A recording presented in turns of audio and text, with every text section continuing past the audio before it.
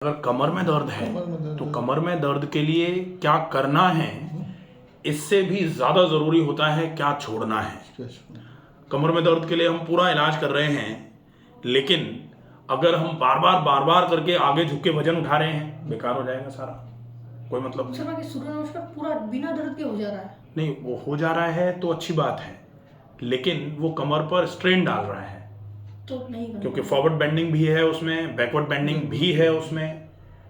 तो दोनों ही चीज़ें अगर हो रही हैं तो डेफिनेटली वो इम्पैक्ट अच्छा है, लेकिन उनके लिए जिनको दर्द नहीं है, जिनको दर्द है उनको सूर्य नमस्कार कम से कम वो थर्ड वाला स्टेप जो है आगे झुकने वाला, भाई 1 2 और 3, असु संचालन नहीं, हस्तपादासन या पाद हस्तासन जिसको बोलते हैं वो। दूसरे नंबर पे जो अपन कर रहे हैं ना अर्ध चक्रासन, ये बैकवर्ड बेंडिंग है।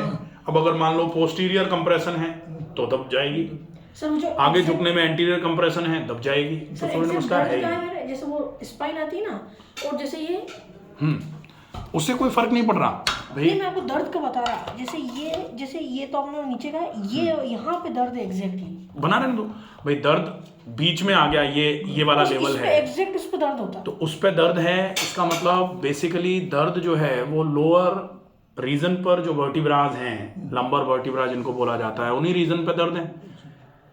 दर्द का रीजन क्या है, दर्द का कारण क्या है? क्योंकि वर्टिब्राज पास पास आई हैं, वहां पर जो नर्व्स हैं वो कंप्रेस हुई हैं, वो नर्व जहां जहां सप्लाई कर रही हैं या तो वहां दर्द होगा या फिर लोकली उस जगह पे दर्द होगा। तो उस केस में वहां पर स्ट्रेन पड़े, चौक हो गई है क्या उनस? चौक नहीं, दब गई। तो सर चौक का मतलब तो होता है ब्लड वेसल, ये नर्व है, ब्लड वेसल नहीं है। हाँ जी सर। तो अब इसके लिए ज़रूरी सिर्फ इतना है कि कमर की मांसपेशियों को मजबूत करो, और कमर की मांसपेशियों की मजबूती व्यायाम से आएगी, और गलत व्यायाम से जो नुकसान होते हैं उससे बचने का भी काम करना है। तो व्यायाम जो ज़रूरी हैं सिर्फ वही करने हैं, जो नहीं करने हैं वो प्राणायाम है। प्राणायाम करो, कोई इशू नहीं। प्राणायाम आराम से बैठ के, और वो भी कोशिश करो थोड़ा टिक के बैठ के करो, सही आराम से टिक के बैठ के अनुलोम विलोम करो, डीप ब्रीदिंग करो। कपालभाति प्राणायाम, जो वैसे तो कपालभाति प्राणायाम नहीं होता है, कपालभाति क्रिया होती है, लेकिन वो नहीं करनी है क्योंकि उसमें भी बार बार करके कमर पे जर्क लग रहा होता है, तो वो नहीं करना है। ठीक है। व्यायाम जो करने हैं L4 L5 L5S1 pain management by doctor Ramakant Sharma, इसके लिए पूरी एक्सरसाइजेस का एक सेट बना हुआ है, 4 एक्सरसाइजेस हैं वो। इसको उस वीडियो को L4 L5 और L5S1 दो जगह हैं ये। ठीक है, तो ये डालूंगा तो आ जाएगा? आ जाएगा। ठीक है, उसको करो। उसके बाद में फिर आगे झुकना, ज़्यादा लंबे समय तक खड़े रहना, आगे झुक के वजन उठाना, ज़्यादा देर के लिए चलना, एक जगह पर लंबे समय तक बैठे रहना, इसको अवॉइड करने की आवश्यकता होगी कुछ समय के लिए। यहाँ पे दिक्कत है सर, जैसे पढ़ाई आ रही है तो फिर क्या करूँ, मतलब एक जगह थोड़ा भी आधे घंटे पढ़ो, 5 घंटे पढ़ो, उसके बाद 2 मिनट के लिए 3 मिनट के लिए खड़े हो गए, पोस्टर चेंज मैनेज करना पड़ेगा। एक्चुअली बॉडी को थोड़ा मैनेज तो करना ही पड़ेगा। ठीक है। इतना करने से ये चीज़, एक तो व्यायाम का पार्ट पूरा हो गया। दूसरे नंबर पर एक इलाज होता है जो दर्द के लिए बहुत उपयोगी है, जो चला यहाँ पर, जिसको ऑयल कंप्रेस बोला जाता है। करवा ली सर 3-4 दिन।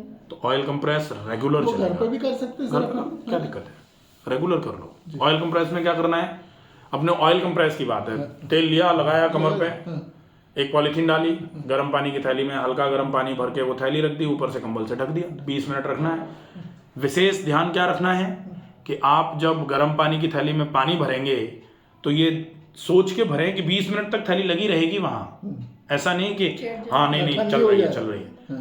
तो ज़्यादा गर्म पानी ना भरा जाए उसमें, क्योंकि ज़्यादा गर्म पानी फिर वो जला देगा। अच्छा। क्योंकि 1 मिनट सिकाई और 20 मिनट सिकाई में अंतर होता है।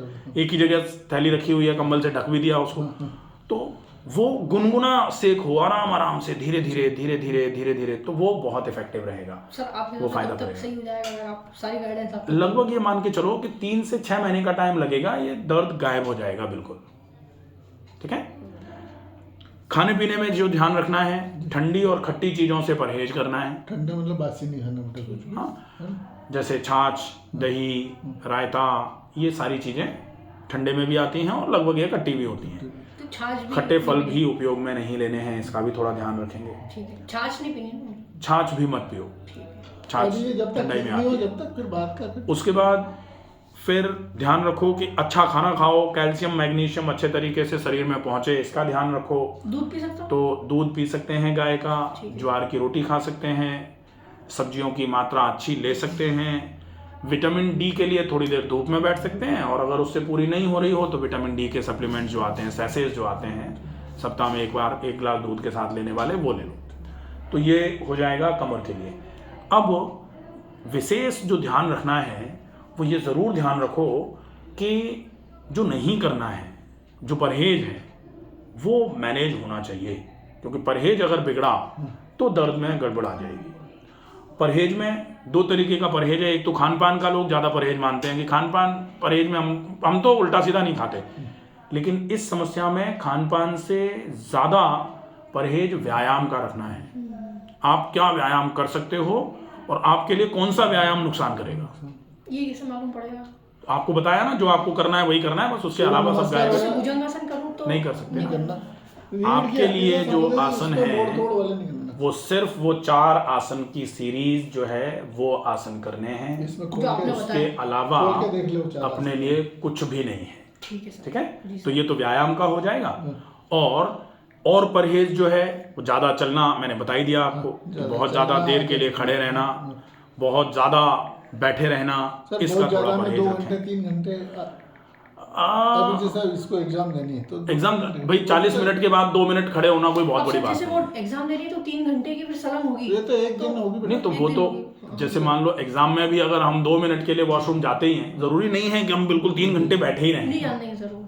3 घंटे बिल्कुल एक बार भी नहीं जाने देते। और सर उसमें क्या है, फिर आप जाओगे तो आपको बायोमेट्रिक है, फिर वो है, उसमें 3-4 मिनट तो यूं बिगड़ जाएगा। 15-10 से हाँ तो चलो ठीक है, एक आध बार चल भी एक सकता है, दिन कोई बात चलेगा। नहीं, एक दिन चल जाए, बाकी घर पे स्टडी करे ना तो वो लंबी चलेगा। बैठक नहीं ठीक देना। है, इसका ध्यान रख लो। ये पूरा का पूरा, हाँ बिल्कुल, ये है इसके पहले वाला जो वीडियो था वो हाँ, ये L4 सेम L5 सेम इसका नाम है ना? एक्सरसाइज, सेम एक्सरसाइजेज हैं। ठीक है, ठीक है। ठीक है, तो इनका अच्छा फॉलोअप हो जाएगा, निश्चित ही आराम हो जाएगा, ये कोई दिक्कत नहीं है। कमर में दर्द का सबसे बड़ा कारण जो बनता जा रहा है वो है लॉन्ग सिटिंग। लॉन्ग सिटिंग की वजह से मिला था मांसपेशियों, सर, ये एक्सरे नहीं ला पाया मैं। वो जो ट्रॉमेटिक इंजरी जो थी वो तो हो गई, खत्म हो गई बात, अच्छा अच्छा। हाँ, लेकिन उसको अब बोला जो था, मांसपेशियों की कमजोरी रह गई है उसको हम रिवाइव नहीं कर पा रहे हैं, अच्छा अच्छा। उसको हम ठीक नहीं कर पा रहे हैं। उनने कुछ ऐसा बताया था L4 L5 में गैप ऐसा कुछ बताया था उन्होंने? गैप कम हो जाता है, L4 L5 के बीच का डिस्टेंस जो है ना वो कम हो जाता है, जिसकी वजह से ये बताया ना आपको, L का मतलब लंबर, हाँ, 4 का मतलब लंबर की 4, हाँ, 5 का मतलब लंबर की 5, S का मतलब सैक्रम, S1 का मतलब सैक्रम का ऊपर वाला हिस्सा S1 के नाम से डिनोटेड होता है। तो L4 L5 और L5 S1 के बीच में 2 जगह जो है वो गैप कम हुआ है, और उस गैप के कम होने की वजह से वहां से जो नसें निकल रही हैं वो दब गई हैं, उसकी वजह से प्रॉब्लम आ रही है। ठीक है, तो इतना फॉलोअप करो, डेफिनेटली आराम हो जाएगा, कोई दिक्कत नहीं।